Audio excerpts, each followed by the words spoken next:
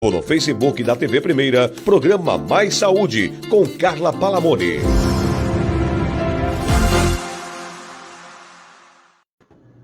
Olá, boa tarde. Programa Mais Saúde começando agora, 4 horas, terça-feira.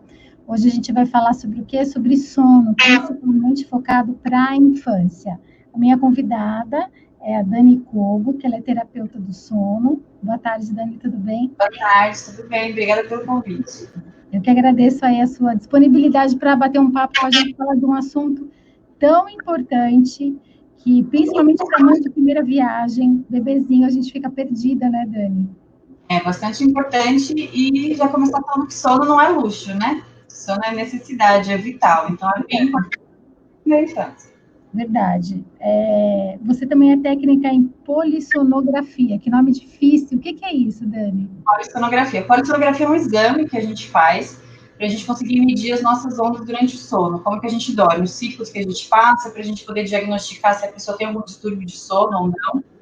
Então, é aquele exame que você vai para o laboratório, eles ligam vários eletrodos à noite lá.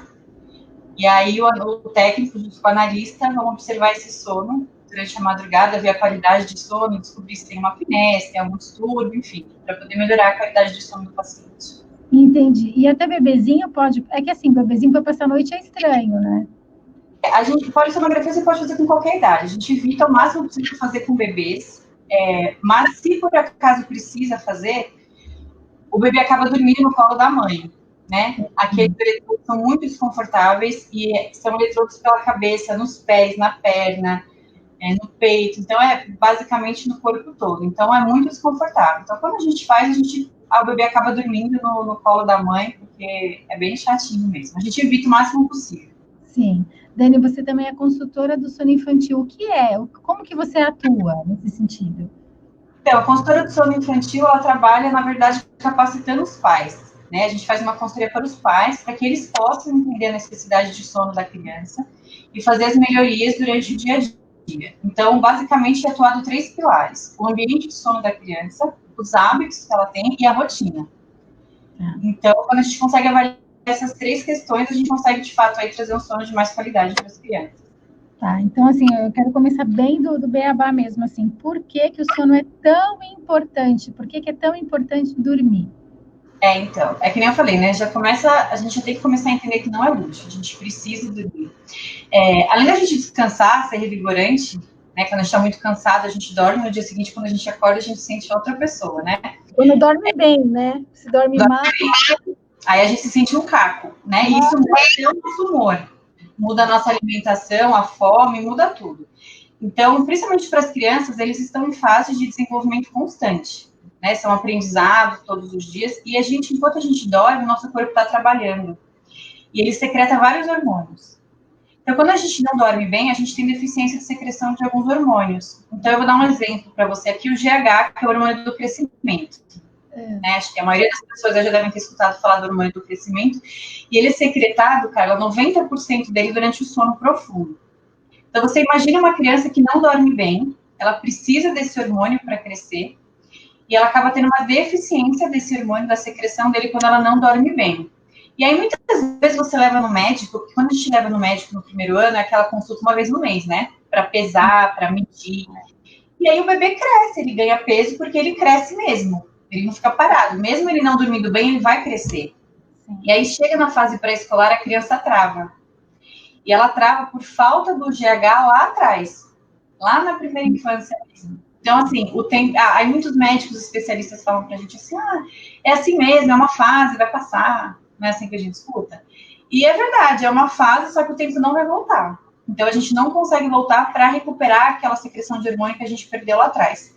Então, um deles é o GH. Então, por isso que é muito importante a gente garantir que as crianças tenham boas noites de sono. E boas noites de sono é, de fato, entrar em sono profundo. Tá? Não ficar só naquele sono superficial. Só que você leva um tempo para entrar, porque o sono tem fases, né? E como que é para entrar nesse sono profundo?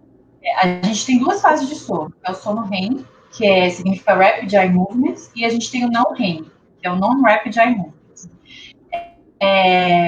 As crianças é um pouco diferente do adulto. Então, para você ter ideia, o adulto ele passa 3 horas mais ou menos, em sono profundo e 45 minutos em sono leve. A criança, o bebê pequenininho, ele passa meia hora em leve e meia hora em profundo. Então, olha a diferença, né? Por isso que eles acordam com mais frequência. Então, até falando do papel do consultor do sono que você me perguntou, o nosso papel é, de fato, explicar para os pais como que funciona, o que é normal e o que não é. Então, é natural uma criança acordar com frequência na madrugada por esse motivo, né? Ela fica em sono leve e sono profundo de meia e meia hora. Nós não. Nós ficamos, em média, 3 horas em sono profundo e 45 minutos em sono leve. Então, a gente tem a vigília, que é quando a gente está acordado, ainda entrando no sono. Aí a gente entra para esse sono leve e aí passa para esse sono profundo. Dentro das fases de sono, a gente tem outras fases, né? Não vamos estender falando nisso, porque N1, N2, N3, a gente tem outras fases ali que faz a gente entrar cada vez mais em sono profundo. Então, uma das coisas que é principal, que a gente mais atua, é na parte do ambiente, que ninguém dá muito valor. Porque se a criança não tem um ambiente de sono saudável, um ambiente clean ali, tranquilo, ela vai acordar mais ainda, com mais frequência. Entendi. As coisas que devem ser trabalhadas no sono da criança para melhorar é o ambiente onde ela dorme. Então, na verdade, assim, uma coisa que eu fiz para mim, na minha vida prática com a minha filha, que agora tem 10 anos, né? A gente vai chegar nessa fase maior, mas começando desde bebê, é criar uma rotina. Então, assim, eu lembro que o PJ até falava, olha, o que você come interfere. É verdade, o que a mãe come quando amamenta interfere na criança? Dependendo do que ela come, do alimento que ela come ali, pode trazer algumas interferências, pode ter algumas intercorrências durante o processo de sono da criança, tá? Porque passa muita coisa pelo leite materno, né? Então, a gente pede para tomar cuidado, mas não são diferenças muito significativas. Não é que está proibido, por exemplo, comer um chocolate à noite, porque senão a criança não dorme bem. É tudo em quantidade muito exagerada, não vai fazer bem mesmo, né? Acaba não sendo muito saudável. Mas o que mais interfere ainda, Carla, são os hábitos da família, tá? Quando a gente fala em rotina, muitas pessoas não gostam de rotina. Só que elas não entendem que o fato delas não ter rotina também é ter uma rotina, que é não ter rotina. Então, todo mundo precisa de rotina. Então, assim, a criança, ela se sente mais segura. Vou dar um exemplo para você aqui, meio bobo, mas assim, quando você vai colocar sua filha na escola, você não fez adaptação com ela? Você não deixou ela uma horinha primeiro, aí depois buscou umas horinhas. Aí ela chorava, aí você deixava, buscava. Até que chegou um dia na porta da escola que ela fez assim, tchau. A minha já fez tchau de primeira, quem chorou o tempo inteiro fui eu, mas tudo bem. Só para depois. Essa parte, a mãe sofre mais às vezes do que a própria criança. Mas na maioria das vezes a gente faz essa adaptação. E é para que a criança conheça a rotina da escola. A partir do momento que ela sabe o que vai acontecer lá dentro. Que aquela tia vai pegar, vai levar para o lanchinho, aí vai comer, vai brincar, vai dormir, aí vai acordar, almoçar e a mamãe vem buscar, ela se sente segura. E aí ela dá tchau e fica bem lá dentro. Então, ela precisa de um tempo para isso. Em casa é a mesma coisa. Quando a gente tem rotina, a criança fica segura, porque ela acorda e ela começa a entender o que vai acontecer ao longo do dia. E isso, certeza, quando a criança tem rotina, você pode ver pela sua filha. Se ela tem uma rotina, tá tudo bem. Quando ela sai da rotina, as coisas desandam, a noite não é muito legal. Porque diferente de nós adultos, que temos necessidade de quebrar rotina às vezes, a criança não tem essa necessidade. Ela tem necessidade de ter rotina todos os dias. Sim. Essa é a nossa diferença entre o adulto que quer quebrar, né, que cansou, ai, tô muito chato essa rotina, o casamento caiu na rotina, que chato, né, não tem umas coisas assim. Para a criança não, para a criança ela precisa da rotina dela. Tá? E a questão também do ambiente que você falou, assim, a questão de ritual. Eu lembro quando eu era bebê que eu gostava de... eu tinha rotina, porque para mim, assim, além disso que você falou, que faz bem para a criança, acho que faz bem para a vida do casal, da família mesmo ali, né? E tudo isso acaba interferindo na criança também. Então, assim, vamos supor, ela dormia bem cedinho, quando era bebê, 6 horas da tarde. Era hora de eu dar o banho, amamentar, colocava a música mais tranquila, e ela realmente, graças a Deus, nunca me deu trabalho nenhum. Mas eu seguia tanto a rotina quanto o ritual. O ritual é muito importante. Então, o ritual noturno ele é muito importante, Carla, e a gente já aplica ele desde o primeiro dia que o bebê nasce. A rotina do dia, a gente espera o bebê ter 3 meses completo. Agora, a rotina da noite, esse ritualzinho que você fazia com a sua filha, das 6 horas da tarde, tarará, a gente já faz desde o primeiro dia. Inclusive, as maternidades aqui de São Paulo, as grandes, elas já têm esse procedimento. Das 6 horas da tarde as enfermeiras já, tipo, quer tirar todo mundo de lá e, tipo, é hora de fazer o ritual para a criança dormir. Então, é muito importante fazer, faz toda a diferença, não só para que a criança durma melhor, mas para que os pais consigam ter um tempo só para eles. Exatamente. A mente se perde muito. Se você não tiver cuidado nos primeiros meses, primeiro ano de vida da criança, parece que não existe mais o casal, né? E isso é muito ruim. Então, quando a gente coloca o ritual, a gente consegue aplicar. Olha que bom, a criança vai dormir cedo, que é super importante para ela. Ela vai ter todos os hormônios. Eu falei para você do GH, mas existe N outros hormônios que são muito importantes nessa fase. Vai receber tudo que ela precisa e o casal vai ter tempo, né? Para poder conversar quando chega do trabalho, para poder jantar tranquilo, para a mãe poder tomar um banho, para poder namorar, para poder conversar, para poder fazer um monte de coisa, né? A gente não pode esquecer que existe um casal ali também. É muito importante. Vai estar mais disposta também depois para cuidar da criança, né? Tem tudo isso. Faz toda a diferença, a sua energia para aquilo ali, né? Então a gente percebe muito nos atendimentos das famílias que as famílias até têm ritual noturno, mas não no horário certo. Então tem que ter a horinha, né? Qual é a horinha, conforme a idade? Então, tem famílias que faz às 6 da tarde, tem famílias que quer fazer o ritual às 11 da noite. A criança vai dormir meia-noite, 1h. Nossa, não dá. Não dá. Então, assim, para a gente entender qual que é o melhor horário para a criança dormir, né? Então, o melhor horário é entre 7 e 8 horas da noite. Quando eu falo isso, cara, as pessoas não gostam. Porque, é muito cedo, eu tô indo buscar na escola, a janta não tá pronta. Se eu colocar para dormir às 7, meu marido só chega em casa às 9, ele não vai ver o filho, enfim. Toda uma logística. Mas esse horário das 7 e 8 não é porque eu inventei, né? Porque eu achei legal. Existe uma explicação. Então, a gente tem o hormônio da melatonina, que é o nosso hormônio indutor do sono. Ele trabalha junto com o pôr do sol. Então, é mais ou menos assim, o pôr do sol começa a vir por volta de umas 5, 6 horas. Quando dá 7 horas, o nosso corpo já está pronto para começar a liberação desse hormônio que é indutor do sono. Colocar as crianças para dormir nesse horário faz toda a diferença. Não sei se você lembra, mas provavelmente o sono da sua filha, o primeiro momento de sono sempre é o maior, das 7 à meia-noite. Aí depois eles ficam acordando mais em casa, né? Mas realmente esse primeiro sono as mães falam, nossa, vai super bem até meia-noite. Eu coloco da 7 e vai direto, depois disso começa a acordar. Então, por que isso? Porque foi dormir com a indução desse hormônio que é a melatonina. Quando passa desse tempo, vai dormir tipo 11 horas da noite, ainda tem melatonina, óbvio. Porque a melatonina, assim, você fechou o olho, ela começa a secretar. Só que você perdeu o início dela lá. Então, esse sono acaba ficando mais fragmentado. Então, a gente pede sempre para colocar entre 7 e 8 horas da noite. Mas isso, Carla, vai fazer com que o seu filho acorde 6, 7 horas da manhã. Sim, inclusive aos sábados e domingos. Por isso que as mamães evitam. Eu queria uma consultoria de sono para ele acordar às 9, mas eu quero que ele continue dormindo às 7 da noite. Mas não funciona assim, né? Lembrando, Carla, que a gente tem por volta das 5 da manhã o cortisol, que é um outro hormônio, ele começa a dar as carinhas dele, que é o nosso despertador. Então, entre 5 e 6 horas da manhã, o cortisol começa a entrar na ativa. Aí ele tira na melatonina, ele inibe a melatonina e ele entra em ação. Então, das 6, 7 horas da manhã, a criança está pronta para dar bom dia. E tem famílias que falam, mesmo dormindo meia-noite, 6, 7 horas ele acorda. Porque a gente tem também o cortisol aí que está entrando em ação. Então, para você ver, quando a gente dorme, são muitas ações fisiológicas que acontecem, né? Bastante hormônios, bastante coisa acontecendo. A criança já tem o sono mais fragmentado, os ciclos de sono dela já é mais picado. Se eu não colocar no horário certo, não fizer a rotina direitinho, eu vou ter mais prejuízos ainda, vou ter mais dificuldade para proporcionar um sono de qualidade para essa criança e para a família toda, né? Sim. Me diz uma coisa, aquele soninho da tarde, até que idade é bom que a criança durma tarde e quanto tempo mínimo e máximo é bom que ela durma tarde? Tá.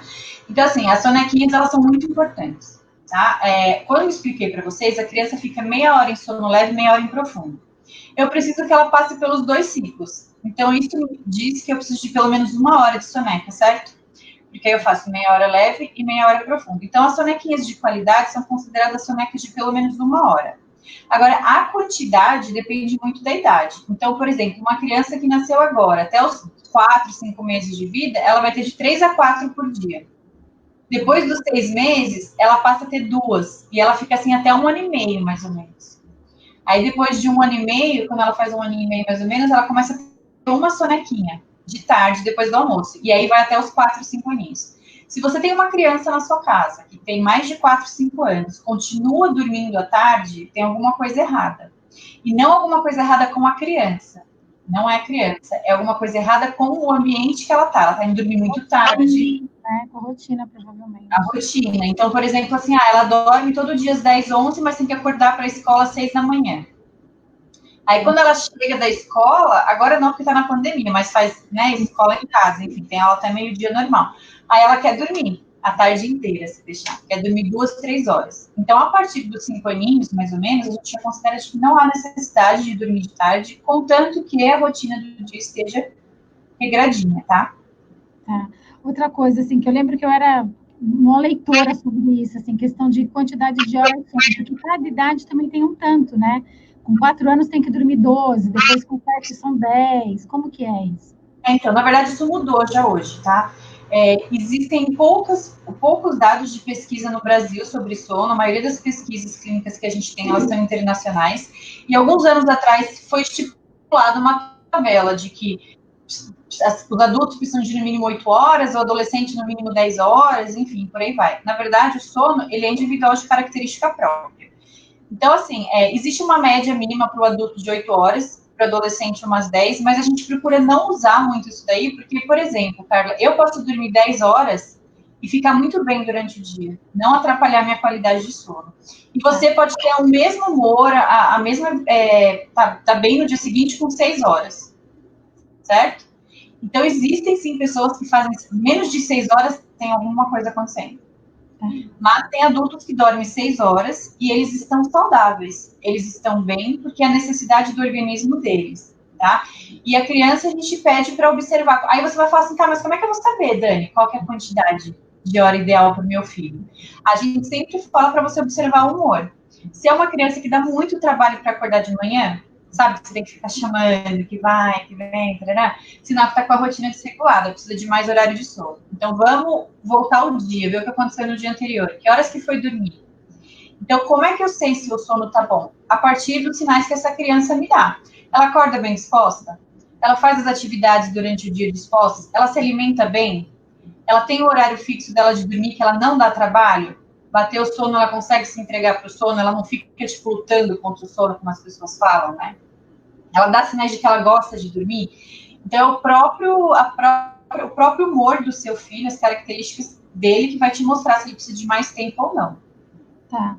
Outra coisa que eu ouço muito falar, assim, é trocar muito dia. Tem mãe que fala assim, não, mas ele é que nem eu sou da noite, eu gosto de dormir de dia. Isso realmente existe essa natureza, essa predisposição da pessoa, e isso não vai interferir na saúde da criança? Tem como a gente mudar isso na criança? Tem, na verdade existe, só que não para criança. Tá? Existem pessoas que são mais matutinas e outras que são mais noturnas. Mas isso são características que você descobre se você tem mesmo da adolescência para frente. Um bebê, ele troca a noite pelo dia pelo simples fato dele não ter uma rotina organizada. E também pela melatonina. Lembra que eu falei da melatonina? Os bebês nascem com produção de melatonina irregular. Então, nos primeiros meses de vida, é muito comum trocar a noite pelo dia, porque eles não têm a melatonina igual a gente tem. Então, eles podem detectar isso às 10 da manhã, às 11 da manhã, às 3 da tarde. E como que a gente ajuda ele a isso? Mudando o ambiente. Então, eu preciso... se a mãe fala assim para mim, Dani, ele dorme muito de dia e dorme quase nada à noite. Mas, enquanto à noite que ele não dorme, o que você faz com ele? Aí ela fala, eu vou para a sala, porque eu não aguento, né? Eu ligo a TV e fico lá. Mas aí já não ajudou, né? Você sinaliza para a criança de que aquele horário é o horário de ficar acordado, certo? Então, no primeiro ano de vida, existe muito essa troca, mas não é da criança, que, tipo, ela gosta de ficar acordada nesse horário. Não. Ela está com produção de melatonina irregular, ela está com uma rotina desregulada, ela não está num ambiente que está ajudando ela a adormecer. Por isso. Agora, existe adultos, sim, que eles têm, que falam que preferem ficar mais acordado na madrugada, enfim, do que de dia, mas isso, o fato de ser comum, não significa que é ok aceitar, porque faz mal, tá? Então, eu posso ter nascido com características não muito saudáveis para mim, que favorecem a minha saúde, e eu preciso mudar. Então, existe terapia de sono para adulto também, para que a gente consiga reverter isso daí. Eu costumo falar assim, gente, se acordar cedo, não tem como dormir tarde, a pessoa vai ficar com sono. Vai sofrer no começo do dia, vai acordar cedo, vai ficar irritado, com sono, mas com o tempo ela vai começar a dormir cedo, porque não tem segredo, eu acho, muito assim, né? Tem, se a gente não pode desistir, principalmente para com as crianças, porque quem tem que ter o poder de decisão e decidir o horário que dorme, que vai fazer as coisas, são os pais. Eu percebo muito que quem domina muito a situação do ambiente familiar são as crianças. Hoje em dia é muito mesmo. Vou parar para pensar, eu não gosto muito de comparar com antigamente, porque são outros tempos, né? Mas quando a gente fala na questão de dormir, os pais, antigamente, tipo, 7 horas tinha que estar todo mundo de banho tomado na mesa, limpinho para comer, ir para a cama e dormir.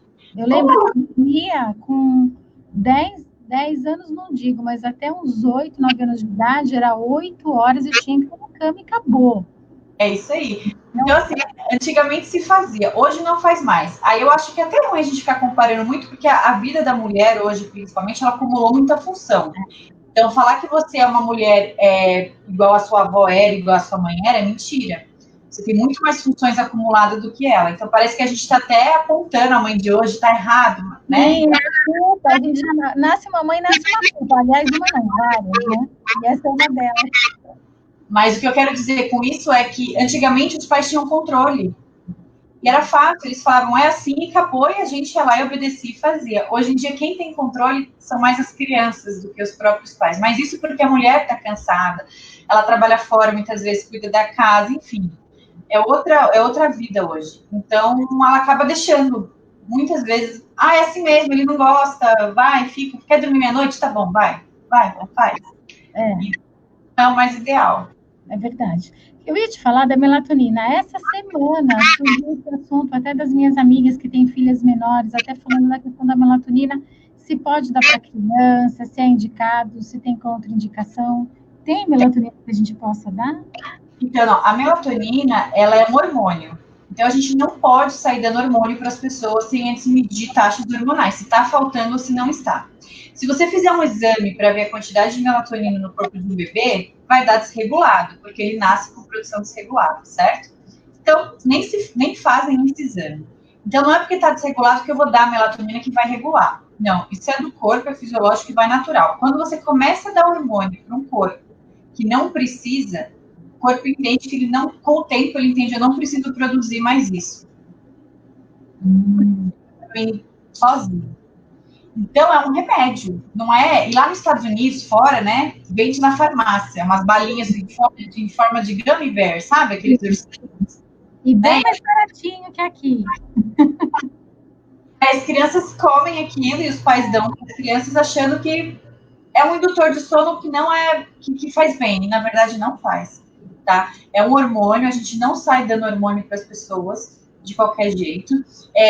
Existem particularidades, tem crianças que precisam, tá? Principalmente as crianças com alguma patologia, algum distúrbio de sono, elas precisam da melatonina, mas isso com prescrição médica, depois de fazer exame, enfim, tudo bonitinho. Então, assim, o ideal é você não comprar por conta própria e dar para o seu filho, porque o dia que você parar de dar, você não vai dar para o resto da vida. O dia que você parar, o que vai acontecer? O corpo vai ter dependência, né? O corpo não... Ele acaba não produzindo, ele fala assim, não precisa, ele para de produzir e deixa receber. No dia que você para, ele não sabe produzir mais aquilo, e leva anos depois para você voltar ao que você tinha antes. Então, é um remédio, uma medicação, e não deve ser dada, tá? Quais os malefícios, assim, as crianças não durmam bem, né? Quais os... Eu acho que tem a ver até com o desenvolvimento cognitivo, acredito, né, Dani?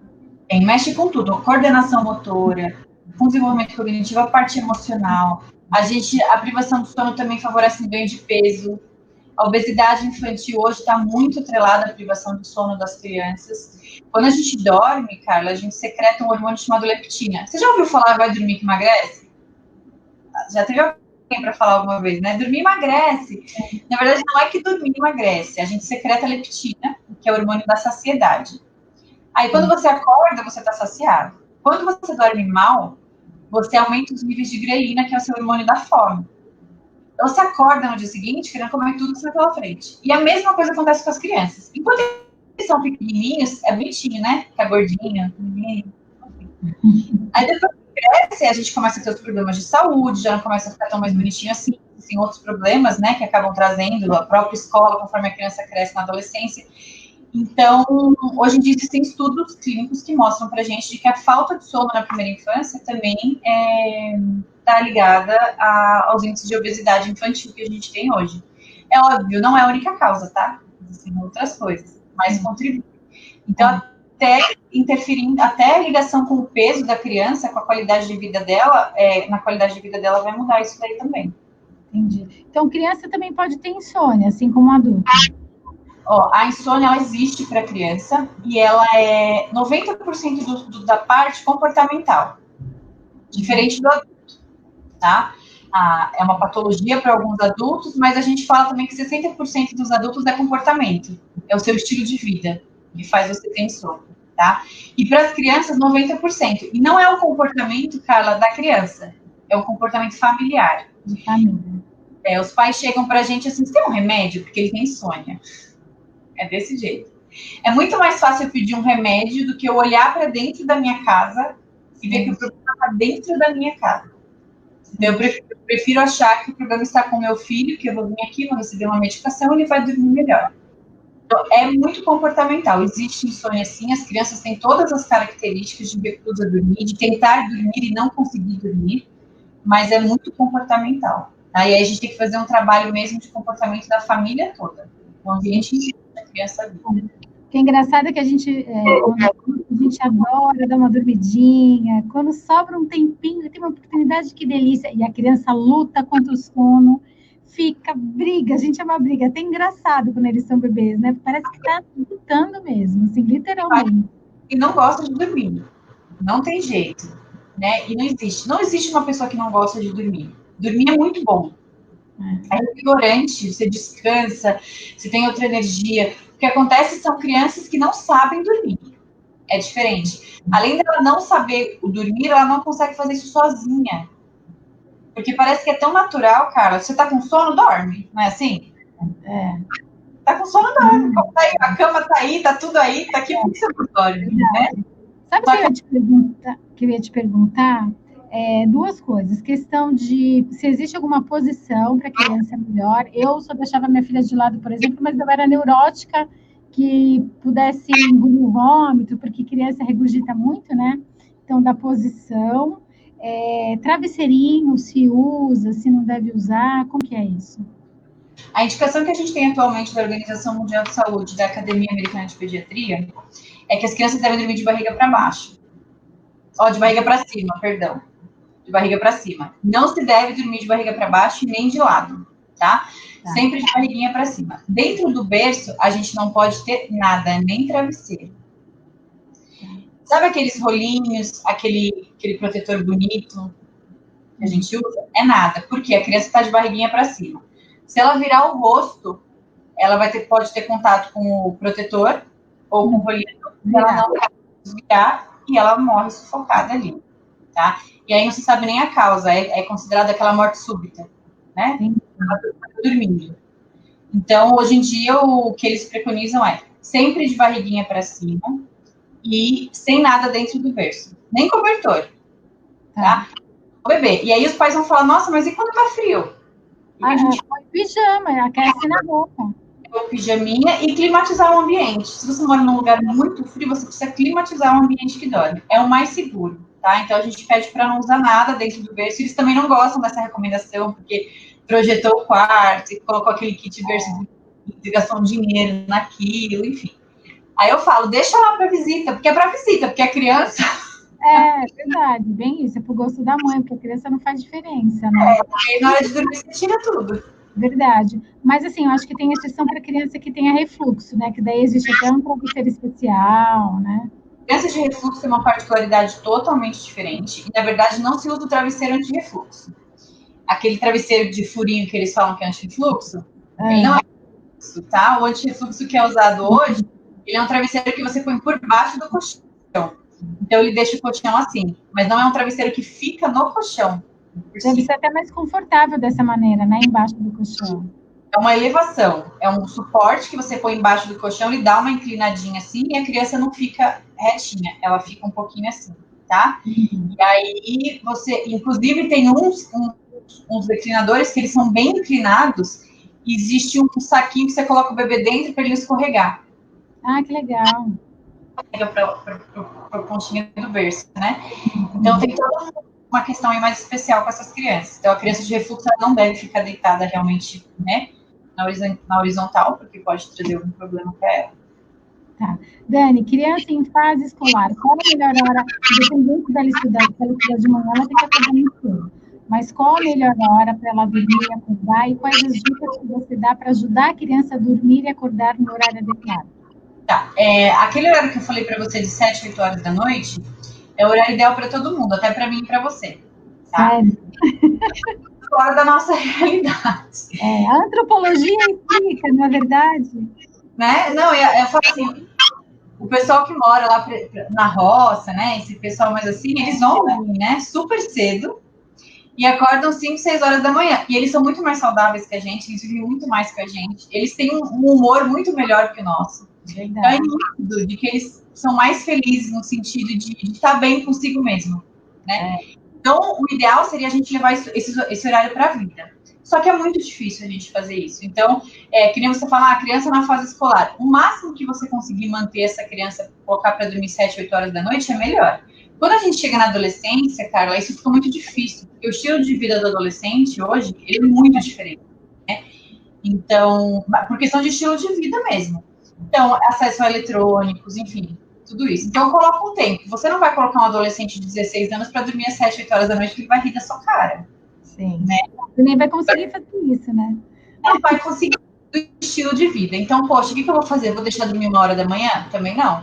Então, vamos tentar chegar num acordo e chegar num meio termo aí. Então, 9h30, 10 horas é o horário limite ali, para estar desligando todos os eletrônicos, para umas 10h30, 10 horas tá já pronto para dormir, tá? Se eu falar que tá ok colocar para dormir depois das 10, já não tá legal. Então, o horário seria esse aí. E aí a gente tem as adaptações de rotina. E o horário de acordar às 6, 7 horas, o adolescente, ele tá vivendo o ápice da melatonina dele. Então, para ficar um pouco mais claro, é assim, a gente nasce com produção de melatonina irregular, aí vai regulando ao longo da vida. Quando chega na adolescência, a gente tem um ápice. A gente fala que o adolescente hiberna, né? Nossa, a gente dorme muito. Eu ia te falar isso, porque adolescente dorme tanto, meu Deus do céu. São adolescentes. E se deixar, eles dormem até meio-dia, 1, 2, 3 da tarde. Eu já fiz teste para deixar 3 horas da tarde dormindo. E a gente fica com raiva às vezes. Só quer dormir. Mas o que eles está acontecendo, né, meu Deus? Tá doente de alguma coisa. Eles estão vivendo a parte onde eles mais têm melatonina, tá? Então, na adolescência tem esse ápice de melatonina. E aí, quando a gente chega por volta dos 30 anos, essa melatonina começa a cair. E aí, chega na terceira idade no nível mais baixo. Por isso que idoso precisa de medicação para dormir muitas vezes, tá?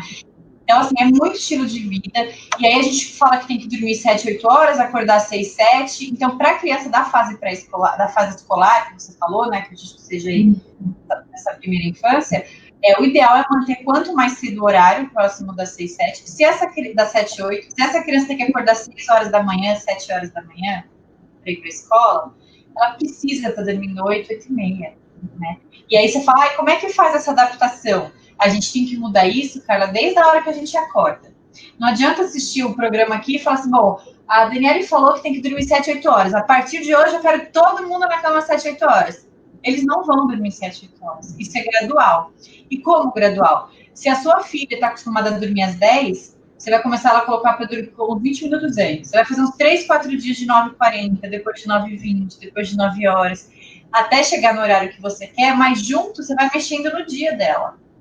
Se o almoço dela é às 2 da tarde, você vai começar a dar 1h30, aí você vai começar aí você vai ajustando tudo junto. Não adianta ignorar o dia e focar só à noite. Isso não é só para criança, isso é para nós também.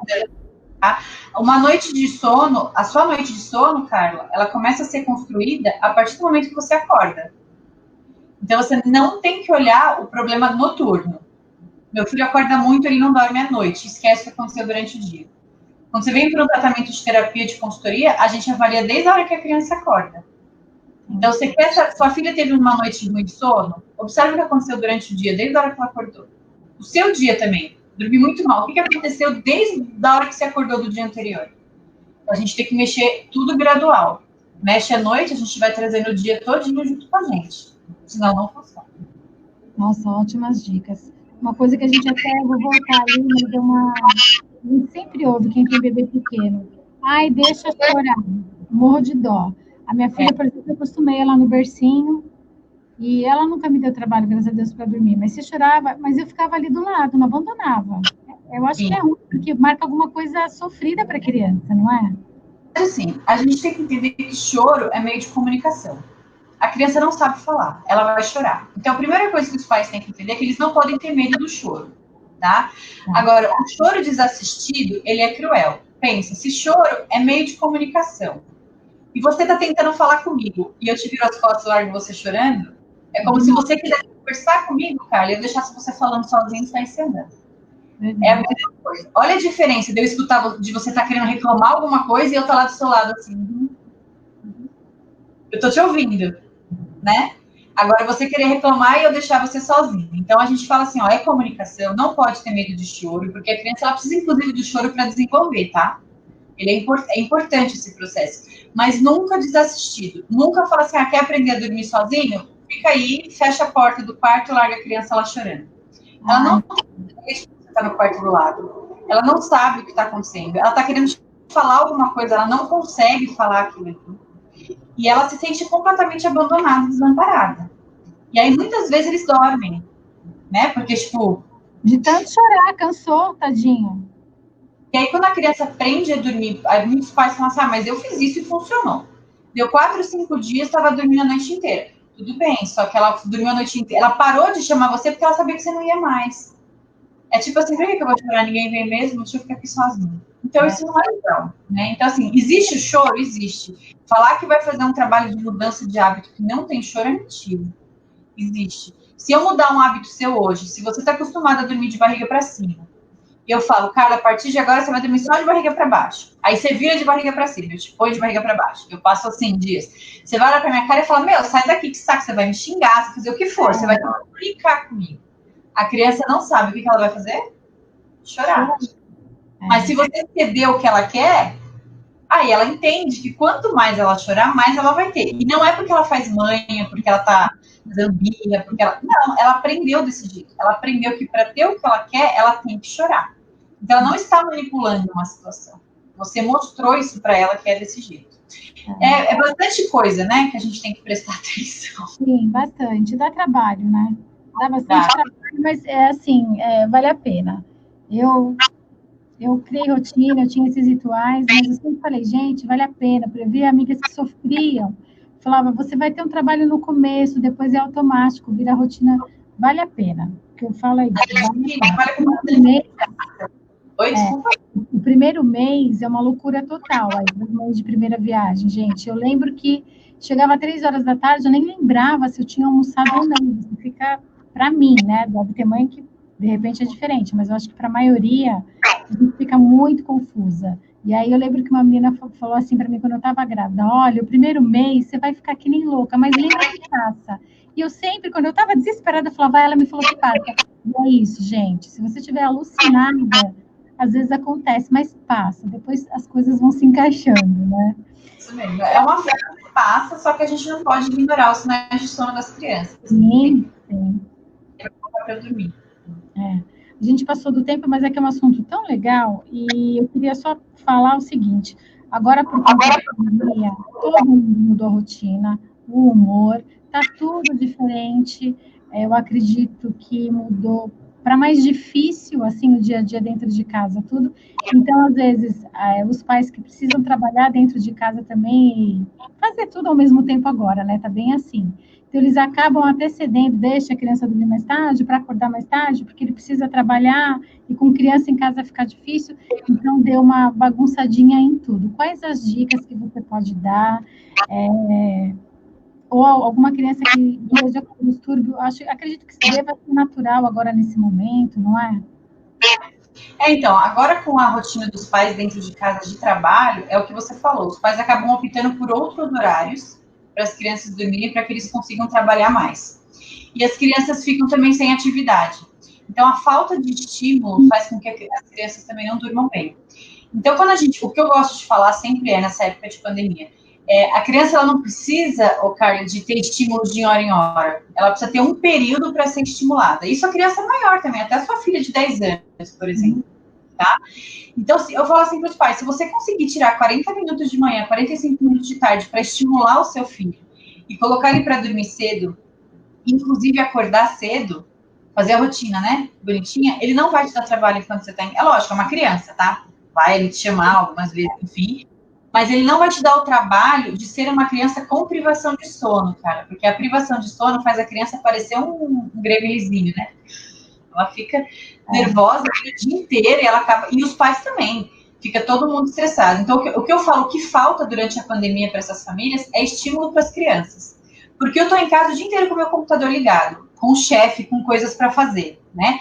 Então, eu estou ali, e eu não paro para pensar que se eu tirar 40 minutos, se eu tenho 1 hora de almoço, eu almoçar em 20 e tirar 40 minutos, para que eu possa ficar com o meu filho, estimular ele ali, já faz toda a diferença. E se eu conseguir fazer isso no período da tarde também, isso melhora muito que eu falei, né? Na hora de dormir, o que vale é o que você fez durante o dia.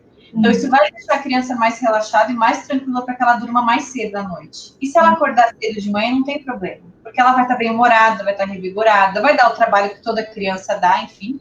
Mas não vai ser um trabalho de mau humor, sabe? De estar estressada, estar gritando. Então, o que falta para as famílias, de fato, é conseguir entender como estimular essas crianças. Parar, desligar o computador e realmente ligar ali com a criança.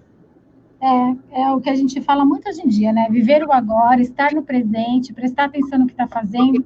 E aquela coisa de... Não adianta aquela mãe que fica o dia inteiro, falando fora de pandemia, o dia inteiro com a criança e não tem qualidade. O que importa não é a quantidade, mas a qualidade, né, do tempo que você está. E a mesma coisa durante a pandemia, porque, cara, quando você está com seu computador em casa, na empresa você trabalha 10 horas, em casa você quer trabalhar 18. É verdade. O computador é 6 horas muito mais. Né? Você perde a noção. Então, é conseguir se organizar ali. Tá vendo como é tudo comportamental da casa? A criança, ela é vítima, ela tá ali recebendo o que você tá dando para ela, né? Você muda ali toda aquela rotina da casa, mostra para os pais os momentos certos de dar, né, atenção, de estar ali, e justamente isso, não é a quantidade, é a qualidade. 40 minutos de manhã, 40 da tarde, já vai fazer toda a diferença. Ai, tá ótimo, Dani. Eu adorei o nosso bate-papo, tá achando vale super a pena. Quem pegou aí no final, quiser assistir, gente, fica aí no feed aí do Facebook, e depois eu publico também lá no meu canal do YouTube. Quem quiser procurar por você, Dani, quais os caminhos? Pode procurar a gente no Instagram, é @assessoriamamãe_instituto. E tem o nosso site também, www.iamamãe.com.br. Ai, tá ótimo, adorei as dicas, você fala super bem. Obrigada aí por estar disponível para falar isso para a gente nesse momento que com certeza vai ajudar muita gente. Espero que sim, obrigada, adorei o convite, muito sucesso e bons sonhos aí para todo mundo. Para todo mundo. Obrigada, Dani, boa semana aí para todo mundo, gente. Até. Tchau.